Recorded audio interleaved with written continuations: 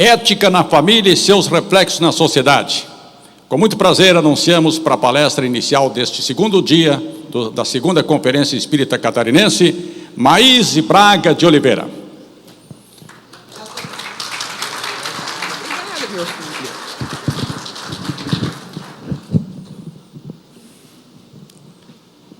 Obrigada, Albertinho. Seguinte, Isabel Cristina. Isabel Cristina não, Maíse Braga, desculpe.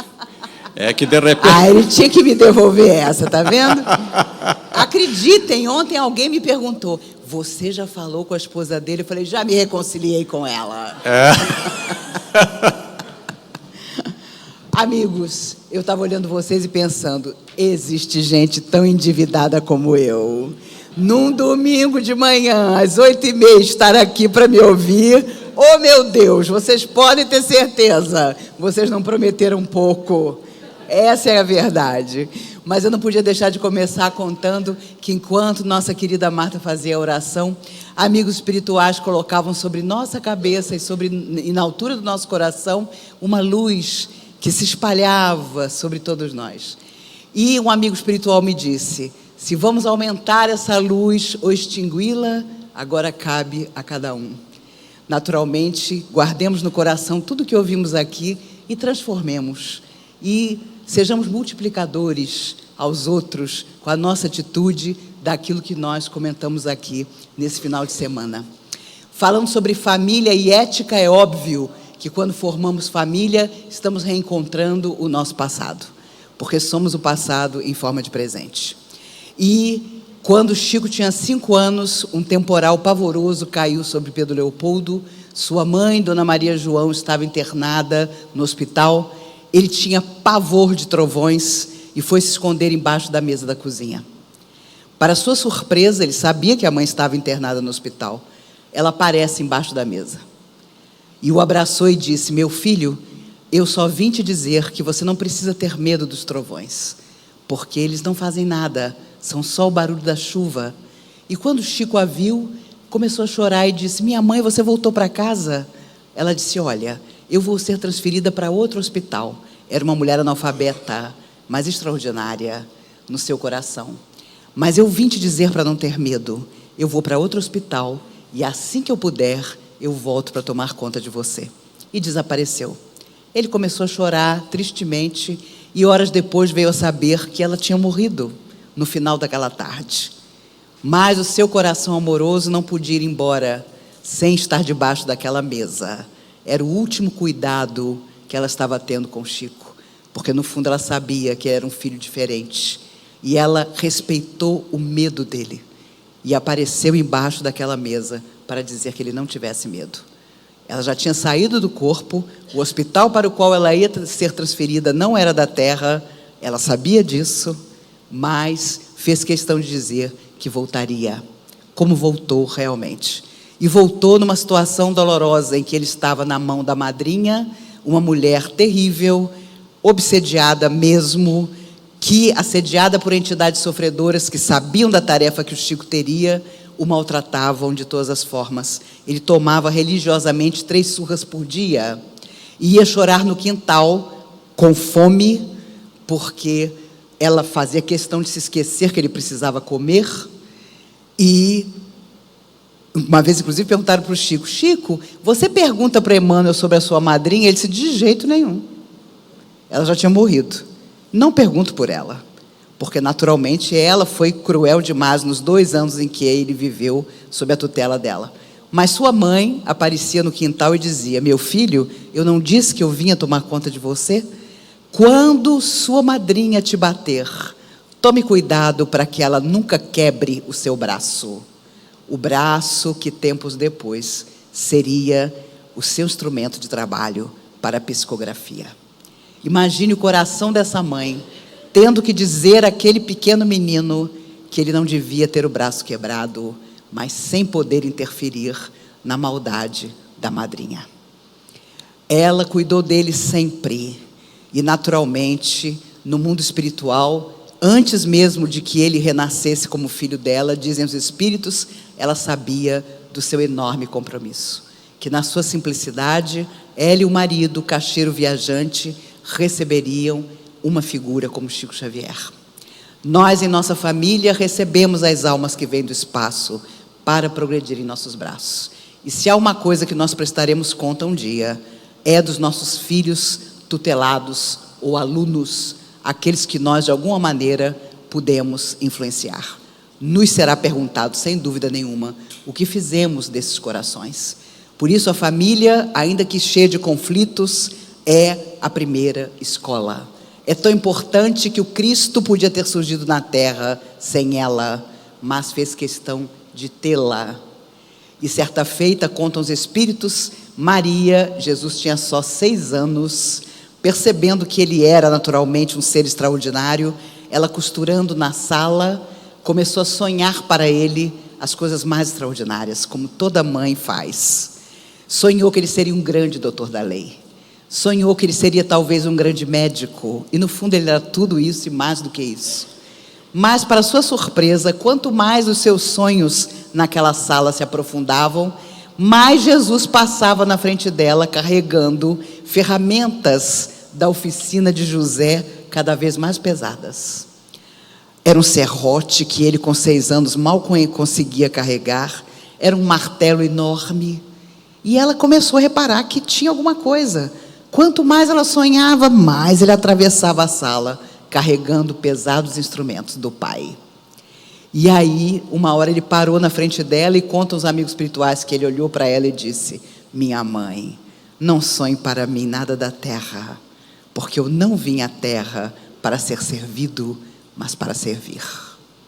E uma dor apareceu pela primeira vez no seu coração. Ela percebeu que aquele filho teria talvez um destino que o seu coração de mãe não pretendia. E é natural que muitas vezes os nossos sonhos se frustrem. Nós, dizia Emmanuel através do Chico, queremos às vezes um filho com vários cursos universitários, mas é uma enxada que muitas vezes vai ensinar um filho nosso a agir como deve agir, a resgatar o passado e construir um futuro que nós sempre sonhamos vitorioso e cheio de luz, mas que muitas vezes, e geralmente cheio de lutas, dificuldades para serem vencidas. Ter ética na família é também ter esse entendimento, essa tranquilidade de que os filhos vieram através de nós, mas com certeza têm os seus próprios caminhos, os seus próprios destinos, muitas vezes díspares do que nós pretenderíamos. Mas se tivermos colocado neles a semente do acreditar que tudo está sobre a tutela divina e que nós podemos transformar o nosso destino sempre, então teremos feito a nossa parte. Há muito tempo atrás, na década de 60, no livro Bem-aventurados os Simples, Chico psicografou uma historinha de um pai que chega em casa, reúne a família para o jantar e começa a contar com todas as letras, com gestos exagerados, um incêndio que ele tinha visto quando voltava para a casa do trabalho.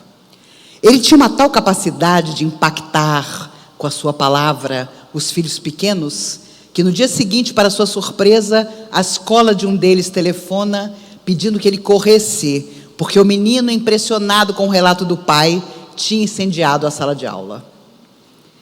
E Valério conta essa pequena história através do Chico para nos lembrar que a nossa palavra é construtora no coração, na alma dos nossos filhos, daqueles que, mesmo não sendo nossos filhos, nós podemos influenciar, tanto para o bem como para o que não é bom. Essa é a grande responsabilidade também. Um menino de 8 anos, há muito tempo atrás, via o pai, todo final de semana, trancar-se na garagem da casa para pintar. Ele, tímido, mas desejoso de imitar o pai. Que filho não pretende isso? Pegava seus lápis de cor, sentava-se ao lado do pai na garagem para pintar também. O pai era uma pessoa difícil. Quando o menino terminava, ele olhava os desenhos do menino e dizia: não sei como és pior, se com lápis de cor, se com lápis preto, se com giz de cera, se com a tinta. O menino só tinha 8 anos, ficava arrasado pelas palavras dolorosas que o pai endereçava a ele. Mas ele tinha uma mãe, e a mãe o chamava após ver isso e dizia: não te preocupes com o que diz teu pai. Eu tenho certeza que se fores para a política, serás o grande presidente do nosso país. Se fores para a medicina, um extraordinário médico. Se fores para a ciência, descobrirás a cura talvez de uma grave enfermidade. E o menino se confortava assim, com as palavras esperançosas, construtoras da mãe. Muitos anos depois, à porta da sua casa na Espanha, saudoso dessa mãe, à frente dos repórteres, ele com um olhar sonhador, lembrando-se tanto dela, naquele dia da sua velhice, disse: eu quis apenas pintar e me tornei Pablo Picasso. O maior pintor do século XX tinha um pai horrível, que tentou de todas as maneiras arrasá-lo, porque sabia muito bem que aos 8 anos, o menino tinha muito mais talento do que ele. De tal maneira essa mãe construiu autoestima nesse coração, que quando as mulheres o deixavam, ele corria pela rua atrás delas e dizia: mas você vai me deixar? Ninguém deixa Picasso. Inclusive 2 se mataram, porque realmente ele era um homem impressionante. Inclusive depois de desencarnado, continuou difícil. Uma vez Gasparetto, que então pictografava os grandes pintores, esteve conosco na comunhão. No escuro, usando os pés, Picasso pintava. E alguém da plateia fez um pequeno barulho. Picasso, incorporado em Gasparetto, jogou no chão todas as tintas. E eu no escuro, eu tinha 18 anos, comecei a catar as tintas para devolver às mãos de Gasparetto e aos pés dele, porque ele pintava com os pés também. Depois, quando tudo acabou, as luzes se acenderam, Gasparetto chegou para mim e disse: Picasso pediu que eu lhe pedisse desculpas, porque ele continua o mesmo temperamental. Mas quando ele viu você tão garota, abaixada, tentando pegar as tintas no escuro, acho que ele, por um momento, se condoeu. E eu falei: obrigada pela gentileza dele de ter se conduído, porque eu catava as tintas no escuro sem conseguir enxergar. Mas realmente Gasparetto, enquanto trabalhou na pictografia, pictografou mesmo Picasso, Toulouse-Lautrec, Monet e tantos outros. Depois ele seguiu outros caminhos, e os espíritos, obviamente, seguiram outros caminhos também. Porque quando nós não queremos mais trabalhar com os espíritos, eles não perdem tempo. Eles vão em busca de outras tarefas, e nós é que lamentamos termos deixado o nosso trabalho pelo meio. Quando Paul Newman recebeu um telefonema certa vez, de que seu filho mais velho do primeiro casamento com Jenny Willman tinha sido encontrado morto num hotel de 5ª categoria em Nova York, drogado, a sua vida mudou para sempre. Porque ele percebeu que, embora tivesse tido o cuidado de, ao conhecer sua esposa da vida inteira, Joane, ter tentado apoiar aquele filho, o filho tinha lá seus próprios problemas e tornou-se um viciado. E através de uma overdose, morreu. Paul Newman nunca mais foi a mesma pessoa, mas resolveu fazer daquela dor trabalho. E resolveu, ele que cozinhava muito bem, criar uma quantidade de molhos para massa, que até hoje são vendidos nos Estados Unidos. O rótulo tem a foto do Paul Newman. Eu estive na Disney em maio, comemorando meus 60 anos atrasados, e tirei uma foto no mercado, abraçada com molho, que tem o rosto dele na capa. Foi a primeira coisa que eu fiz nos Estados Unidos. Mas ele cria os molhos, e todo o dinheiro arrecadado até hoje vai para a instituição que ele criou de apoio àqueles que querem deixar o vício. E ele recebeu, ainda em vida, o Oscar Irving Talbot, que significa o artista que faz caridade de verdade. E Jack Nicholson, esse extraordinário ator que hoje está afastado pelo mal de Parkinson, fez questão de entregar o prêmio. E quando subiu no palco para receber Paul Newman e entregar-lhe o prêmio, ele disse: eu fiz questão de ser eu a entregar o prêmio a Paul Newman, porque ele é diferente de todos nós. ele não assina só os cheques. Ele passa o final de semana construindo casas com seus próprios punhos, subindo escada, batendo martelo na madeira para receber esses jovens que vão ficar ali hospedados, tutelados por médicos e terapeutas para libertar-se do vício. E foi um momento emocionante em que Hollywood, por mais de 10 minutos de pé, aplaudiu Paul Newman, porque ele transformou a sua dor e a sua provável omissão em relação àquele filho em trabalho. E até hoje, 10 anos depois da sua morte física, o dinheiro vai todo para essa obra. Outro dia me disseram, a esposa, que com ele conviveu mais de 50 anos, tem 85 anos hoje, também atriz, me contaram que ela, deprimida, hoje vive da saudade e quase não sai de casa. E eu comecei a pensar, eu acho que na próxima vida eu não vou disputar esse homem com ela. Ela merece. E as pessoas dizem, imagine Maíse deprimida. Eu falei, e vocês têm dúvida de que ela merece, que ela pode e deve estar deprimida? Uma mulher que viveu mais de 50 anos com aquele homem, 10 anos de ausência, meu Deus do céu, eu estaria pendurada em algum lugar. Mas as pessoas acham, né, que é fácil. O que é extraordinário é pensar que ele não tinha só a beleza de fora, mas soube construir também uma beleza de dentro, que é a mais difícil, inclusive de ser enxergada, mas que os nossos gestos traduzem. Por isso, dentro da nossa casa, é mais difícil, porque somos pródigos em gentilezas do lado de fora. No centro espírita, principalmente, mais portas adentro da nossa casa. Muitas vezes somos tiranos, muitas vezes somos incompreensivos. E é natural que os casamentos não precisam durar a vida inteira, mas enquanto durarem, que seja de todo o coração. E quando o nosso coração não estiver mais realmente envolvido, então acabou. E há quem fique até que a casa caia e as consequências surgem.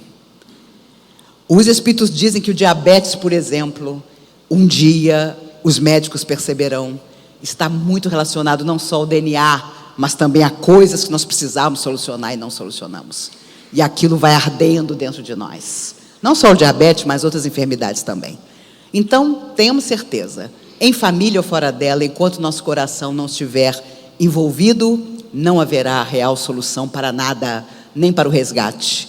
Quantas vezes já encontrei mulheres que diziam, eu permaneço casada porque meu marido é uma cruz que eu tenho que carregar até o fim.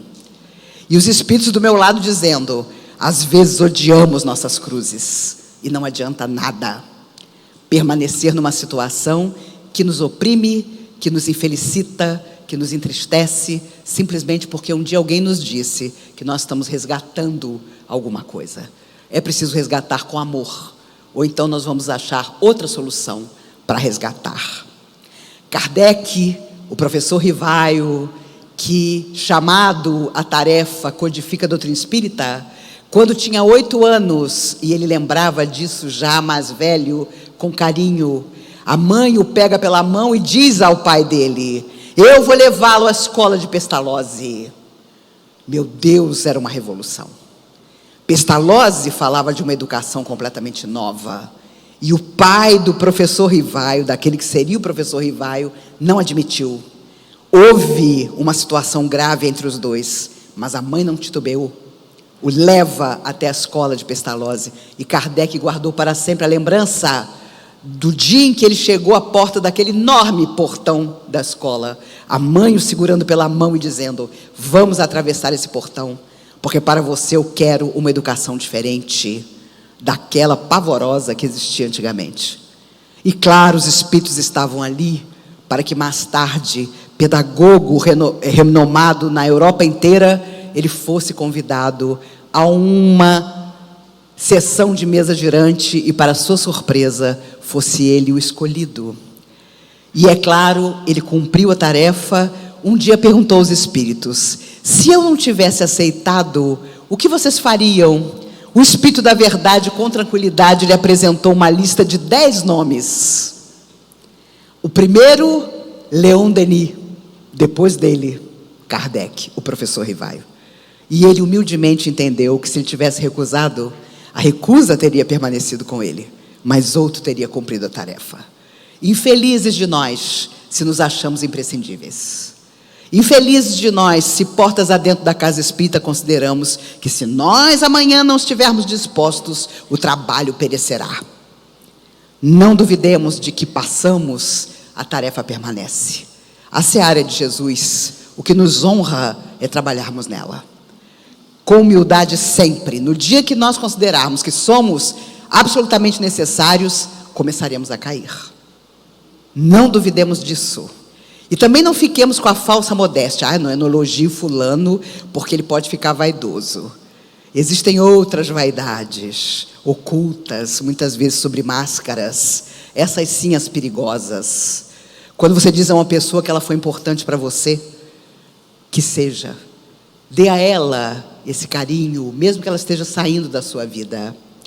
Conheci pessoas, donos de fazenda, que me ensinaram uma coisa muito certa. Eles afirmavam: quando eu mando embora o empregado, eu pago a ele o que devo e vou até a porteira, dizendo a ele o quanto o trabalho dele foi importante para mim.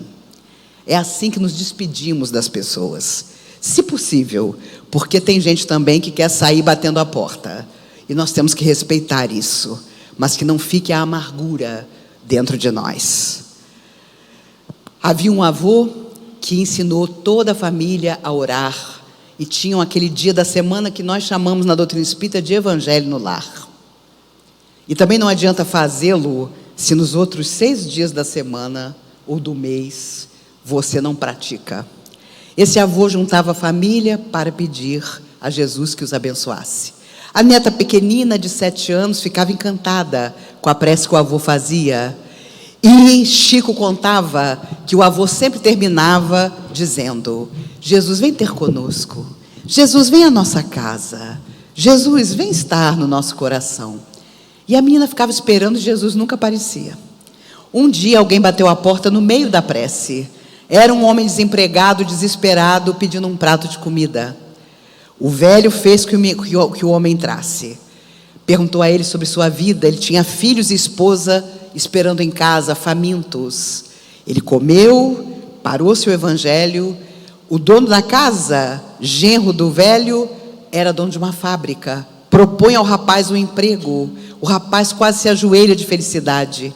Fazem um rico farnel, juntam roupas para doar à família. Combinam que no dia seguinte ele procuraria o dono da casa na fábrica para começar o seu trabalho. Depois que o homem foi embora, sentam-se todos para a prece final. E na hora que o avô vai começar a falar, a menina feliz abraça o avô e diz: ô vovô, tá vendo? Jesus não pôde vir novamente, mas mandou alguém no lugar dele. Felizes de nós, se na hora em que o nosso coração for chamado ao serviço, perceberemos que é o próprio Cristo que nos convida, que está ali a nos dizer que nós precisamos estender o nosso braço amigo àquela pessoa, estendendo a nossa noção de família cada vez mais. Uma menina perguntou ao pai: pai, o que é ter fé? E o pai ficou pensando: como é que eu vou dizer à minha filha, meu Deus, ela é tão pequena, como é que eu vou ensinar a ela o que é ter fé? Havia um porão na casa. Ele chama a menina, desce ao porão, o porão escuro. Ele diz lá de baixo: você está me vendo, minha filha? Não, pai, eu estou escutando a sua voz, mas não te enxergo, está muito escuro. Então se jogue, que eu te seguro aqui embaixo. E a menina, confiando na voz do pai, se jogou. E o pai a segurou, acendeu a luz do porão e disse: você está vendo? Isso é ter fé. É às vezes na hora da solidão, na hora da escuridão, lançar-se, certo de que Deus nos segura na beira. Não conheço definição maior de fé do que essa história. Porque na nossa hora de escuridão, nós em geral dizemos que Deus se esqueceu de nós, ou que Ele não existe. E nós precisamos saber que é justamente nessa hora que tudo pode recomeçar. Que tudo tem que recomeçar. Um casal é chamado há muitos anos pelo professor de química do seu filho de 9 anos. E o professor diz a eles: eu estou falando em nome de todo o corpo de professores dessa escola. Seu filho não tem solução. Estamos aconselhando que vocês o tirem da escola. Ele é obtuso, não vai aprender nunca. Ele é limitado demais. E os senhores, colocando ele nessa escola tão cara, estão perdendo seu tempo e seu dinheiro.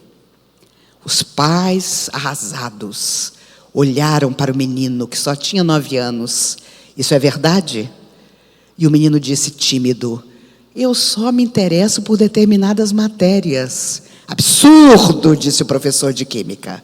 Por isso estamos convidando que os senhores retirem o garoto do colégio, porque ele ainda está incentivando outros a buscarem afinidades com determinadas matérias e aceitarem que não tem afinidades por outras. O menino sai dali praticamente levado pelo pai pelas orelhas. O menino de 9 anos era Albert Einstein. Simplesmente Albert Einstein. Mas naquele dia, aos 9 anos, ele foi arrasado por todos os professores, porque era muito limitado. E muito mais tarde diziam a ele: como é que o senhor é tão genial? Como é que o senhor colocou para o mundo a teoria da relatividade? E ele dizia: eu só entrei em sintonia, as coisas estão no ar. Ele misturava a teoria da relatividade no seu bolso com os pedaços de chiclete que ele gostava de mascar. É famosa a sua foto com a língua para fora, debochando de si mesmo e da própria genialidade. E até hoje, onde há descobertas, principalmente no espaço, os cientistas vêm dizer: Einstein estava certo. Cada vez mais certo. No filme Contatos de Terceiro Grau, há uma cena formidável em que o disco voador pousa e saem do disco voador todas aquelas pessoas que tinham desaparecido. Vocês lembram disso? Ao longo do tempo. E, de repente, os cientistas da NASA, extasiados, olham aquilo e um deles diz, porque ao perceber que aqueles que saíam da nave espacial não tinham envelhecido, um deles diz: meu Deus, Einstein estava certo. E o outro responde: Einstein era um deles. E era mesmo. Há pessoas que vêm do espaço para fazer com que todos nós pensemos sobre a nossa pequenez e sobre a nossa genialidade também. E nós não sabemos se aquele filho que é inadaptado, aquele filho que vive recebendo da escola algum bilhetinho de observações, é uma alma que mais tarde vai contribuir para o mundo. E a nossa responsabilidade como seus formadores, com certeza, será verificada. O importante, no fundo, é ensinar a buscar afinidades e a confiar no nosso coração. E a nunca desistir de tudo aquilo que nós podemos realizar. Há muitos anos atrás, em 1950, Chico economizava junto aos seus colegas de trabalho uma determinada quantia e todo sábado eles iam embaixo de uma ponte que ficava a 1 hora de Pedro Leopoldo para atender algumas famílias que moravam embaixo da ponte. Mas houve um dia em que nem o Chico, nem nenhum dos amigos tinha nada para doar. Chico estava com o sobrinho sob sua responsabilidade. Todo mundo muito apertado de dinheiro, era 1950. E de repente eles se reuniram no sábado pela manhã e não havia nada. E aí o Chico disse: meu Deus, em 2 anos que nós fazemos essa visita todo sábado, é a primeira vez que nós não temos nada para levar. Dr. Bezerra de Menezes, desencarnado já desde 1900, aparece na cozinha do Chico e diz: meu filho, vamos levar água. Coloque garrafas aqui e eu vou fluidificar a água. E você vai levar essa água para as famílias. Quando eu ouvi essa história pela primeira vez, eu pensei: o que eu não daria por um copo dessa água? Chico colocou as garrafas, Dr. Bezerra, materializado, colocou a mão sobre as garrafas, levaram. 1 hora depois, chegaram embaixo da ponte, o Chico subiu num pequeno pedaço de madeira e disse: meus amigos, Aqui há famílias, há crianças, mas hoje, por incrível que pareça, nós não temos um tostão, não temos um grão de arroz, mas trouxemos água fluidificada.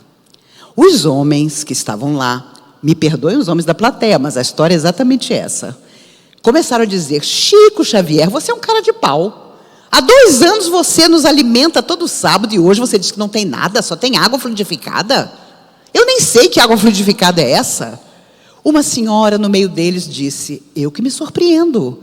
Há 2 anos eles vêm aqui todo sábado e quando pela primeira vez eles não têm nada para nos dar, só água, nós vamos expulsá-los? Nessa hora, em cima da ponte, para um caminhão enorme. O motorista grita lá de cima: quem é Chico Xavier aí embaixo? O Chico conta que pensou: me acharam. A polícia nos achou. Porque, é claro, as famílias moravam ali sem autorização nenhuma. Sou eu. O senhor podia subir aqui? Chico sobe. Vocês lembram a figura de Chico? O motorista olhou e falou: o senhor que é Chico Xavier? Eu mesmo, meu filho.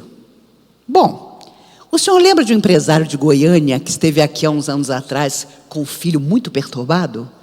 E o Chico disse: olha, me perdoe, são várias as pessoas que me procuram, eu não estou lembrando diretamente desse senhor. Não tem problema não. Ele é dono da cidade inteira e mandou esse caminhão de coisa aí para o senhor. Quando o Chico abriu o caminhão, era comida para Pedro Leopoldo inteira.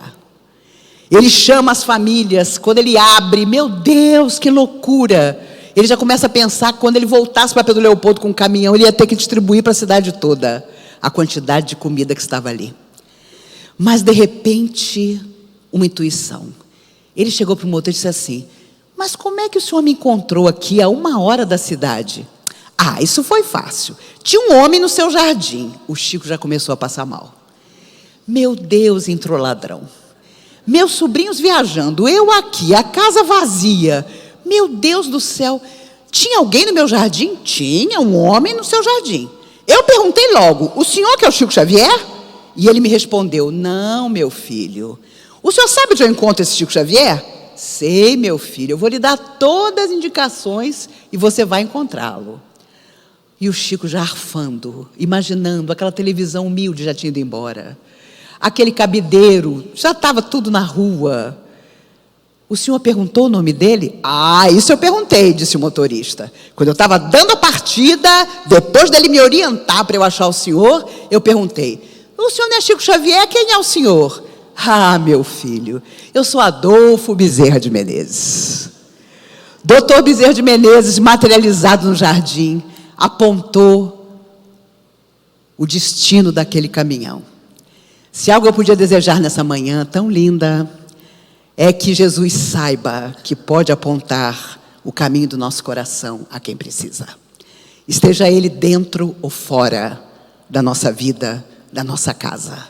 Seja da nossa família consanguínea ou da nossa grande família espiritual, que somos todos nós. Eu deixo vocês com esse desejo profundo, que é para mim e para vocês também. Que Jesus possa sempre apontar o caminho da nossa alma para aquele que precisa, na certeza que Ele tem de que nós vamos receber essa pessoa. E quando ficar muito difícil, lembremos que aos 32 anos, uma pessoa que foi um menino tão sofrido e sozinho como Chico Xavier, num certo momento, resolveu que ia morrer. Ele tinha só 32 anos. Começou a ter uma crise respiratória, sentou-se no degrau da cozinha e arfava. Meu Deus, chegou a minha hora. Eu vou morrer. Emmanuel apareceu. O que você está fazendo sentado nesse degrau? Eu estou morrendo. O senhor me recebe desse outro lado da vida? Não posso, estou muito ocupado. E desapareceu. Você imagina seu mentor espiritual aparecendo para você e dizendo uma coisa dessa? Ele piorou em questão de segundos. Começou a arfar. O ar não entrava. Aparece a irmã Sheila. Irmã Sheila, eu estou morrendo. Meu filho, você está deitado quase no chão da cozinha? Eu estou morrendo. Emmanuel já apareceu e disse que não vai me receber. A senhora me recebe? Oh, meu filho, eu tenho uma reunião com Emmanuel. E desapareceu. Aí ele quase caiu desmaiado. A dor no peito já era enorme. Aparece o Dr. Bezerra de Menezes. Meu filho, o que está acontecendo com você? Doutor Bezerra, eu estou morrendo. Não precisa falar nada. Emmanuel já apareceu e disse que não me recebe. Irmã Sheila tem uma reunião com ele. Mas eu estou morrendo. Doutor Bezerra olhou e disse, meu filho, será que eu posso fazer alguma coisa por você? Não sei. Vou colocar a mão na altura do seu peito. Vamos fazer juntos uma prece. Vamos imaginar que somos como somos mesmo, a família do Cristo amado. Colocou a mão sobre o peito do Chico. E o Chico viveu mais 60 anos. Quando chegar a nossa hora da dor, seja dentro ou fora da nossa família, pensemos nisso. Não importa quem esteja aguardando por nós na verdadeira existência. Importa que nós estamos caminhando para lá. E somos felizes, porque desde que renascemos na terra, já estamos voltando para casa. Chico andava numa rua escura, passou uma cachorra toda iluminada. Ele se segurou no único poste da rua, a rua toda se iluminando com a passagem da cachorrinha, e ele pensou, meu Deus, dizem que eu sou louco e agora eu fiquei louco mesmo. Porque essa cachorra, eu sei, está desencarnada, morta. E ela está tão iluminada que está invadindo a rua com a sua luz. Emmanuel aparece e diz, não, Chico, você não está louco. Ela está iluminada assim porque morreu há 12 anos, mas o dono nunca se esqueceu dela. Que nós guardemos na lembrança todos os que já passaram pela nossa existência. São também a nossa família. São aqueles que deixaram as suas marcas, ainda que difíceis, portas adentro da nossa alma. Vamos segui-las. Vamos nos lembrar da nossa origem, de que ainda que a nossa família tenha sido complexa, foi ela que nos recebeu um dia e nos deu a oportunidade que agora, quando formamos a nossa família, nós estamos dando a outros espíritos. E se nunca encontramos família, se não temos absolutamente ninguém, fazemos parte da grande família divina, que está de novo na terra e que vai transformar o mundo. Pensemos sobre isso. E encerrando nossas palavras, eu agradeço demais a todos vocês, aos organizadores, aos queridos voluntários, aos meus anjos da guarda, a ter reencontrado amigos, pessoas oradoras que admiramos e que muitas vezes passamos anos sem ver. Pela organização extraordinária desse evento, porque estivemos juntos, porque cada um de nós vai pegar o seu pedacinho de amor e vai espalhar, tenho certeza, ao longo de toda a existência. O meu voo sai às 11 horas, por isso eu pedi aos queridos organizadores para antecipar a minha palestra e fico tão feliz de tantas pessoas aqui estarem. E os desencarnados são em número imenso, também confiantes, muitos deles já se preparando para voltar à Terra. Quem sabe serão nossos netos, nossos bisnetos e poderemos seguir todos juntos. Encerro me recordando, em 76, no Congresso Mundial de Jornalistas e Escritores Espíritas, éramos todos em Brasília, uma grande família, eu tinha 18 anos, dirigia a Mocidade da Comunhão Espírita e ajudei a organizar o evento, trabalhamos feito doidos. Se eu não tivesse 18 anos, eu teria, a essa altura, aos 61, não daria certo. Mas o Chico esteve conosco. Ele foi de carro, nunca gostou de avião. E quando chegou, nos contou que quando chegava na cidade, Emmanuel mostrou Brasília, e havia uma cúpula de luz sobre a cidade. E ele apontou para Brasília e disse a Chico, essa é a terra dos grandes reencontros espirituais. Juscelino, 50 anos antes de vir à terra como Juscelino Kubitschek, já estudava a planta de Brasília, daquilo que seria Brasília. E por isso Oscar Niemeyer, na sua biografia, conta, em 57, o pequeno teco-teco posado no nada, Juscelino sai à noite, só as onças gritavam, Oscar Niemeyer, um frio absoluto, não teve coragem de sair do avião, e Juscelino, com o pé em cima de uma pedra, dizia, ali é o palácio, ali a catedral. E Oscar Niemeyer disse ao piloto, esse homem é louco. Eu sou arquiteto, só estou enxergando escuridão. O que esse homem está vendo? Estava tudo dentro dele. E ele passou 3 dias conosco, o Chico, pediu que na noite de abertura ele recebeu Castro Alves. Brasília envolto em luz pela união de teus filhos. Deus te conserve em Jesus. O estádio não tinha lugar para uma mosca. Todo mundo levantou e aplaudiu o Chico Xavier em 76, por mais de 10 minutos sem parar. Ele tinha pedido que nós colocássemos um mastro dentro do ginásio e que a bandeira do Brasil fosse hasteada e cantássemos o hino nacional. Fizemos isso. Depois contou a plateia. À frente da falange das almas suicidas vinha Getúlio Vargas, chorando copiosamente. Chegou à frente da bandeira, colocou a mão no peito, ajoelhou-se. E contava Chico que ele já tinha pedido para um dia voltar ao Brasil e ser de novo futuramente presidente. Ele que deu um tiro no peito por não aceitar sair do poder. Mas ali estava, 22 anos depois do seu suicídio, homenageando a bandeira. Quando Chico voltou para Uberaba, uma noite ele anoiteceu alucinado de dor no peito. Estava tendo seu primeiro infarte. Mal tinha chegado de Brasília. Alucinado de dor, ele não conseguia chamar ajuda. A porta do quarto estava fechada. Entra um espírito com um véu no rosto, coloca a mão sobre o seu peito, torce, a dor parou. Ele consegue chamar ajuda, ficou 28 dias internado. Anos antes, ele todo sábado visitava uma menina de 14 anos que não falava. Tinha uma séria dificuldade motora. E a mãe dizia: Chico, meu sonho de mãe é ver a minha filha dizer uma palavra. Ouvir uma vez o som da voz da minha filha, eu nunca consegui. O Chico tomou aquilo como uma missão. Todo sábado ele dizia: vamos dizer uma palavrinha só para sua mãe ficar feliz. Jesus. Jesus. Ela não conseguia.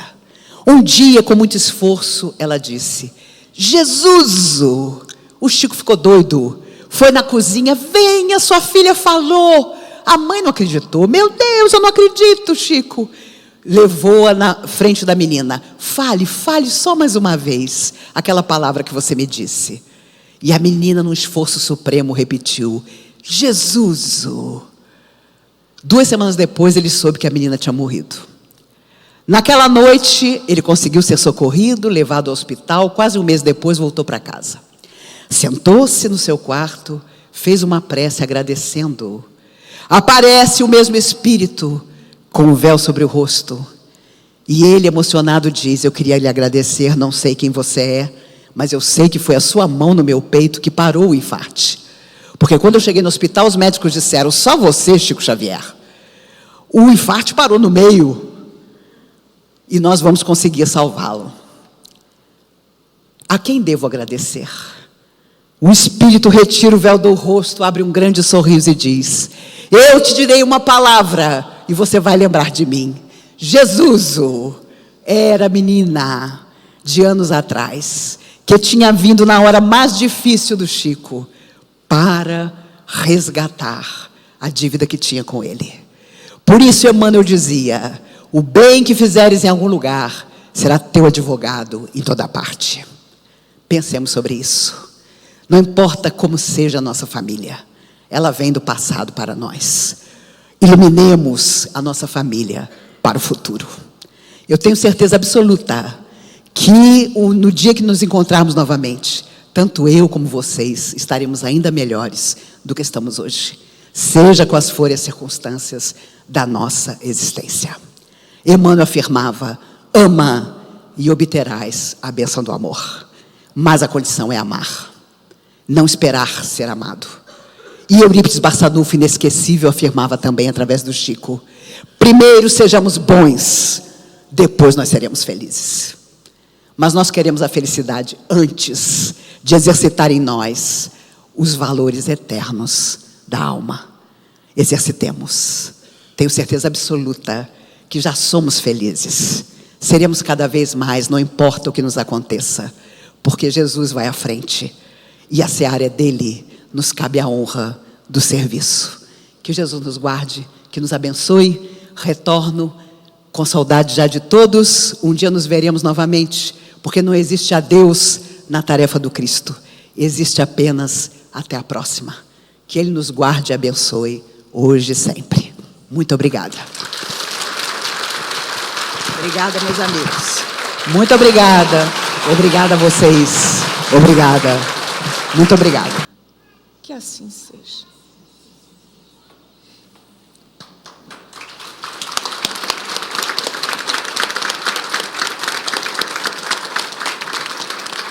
Legal. Sem palavras. Muito obrigado. Deus os acompanhe. Um grande domingo.